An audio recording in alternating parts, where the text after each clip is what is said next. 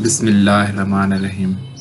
السلام علیکم دوستو، میں ہوں علی رضا اور آپ دیکھ رہے ہیں روح انسان۔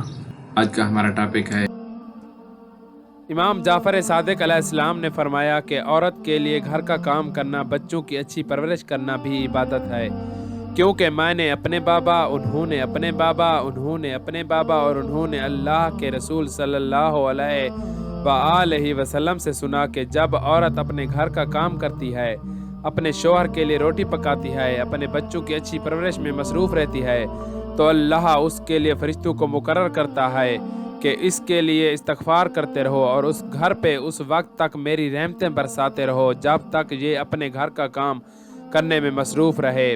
تو کسی نے عرض کیا، اے نواسہ رسول، جو عورت گھر کا کام کرتی ہے اس کو آخرت میں کیا اجر ملے گا؟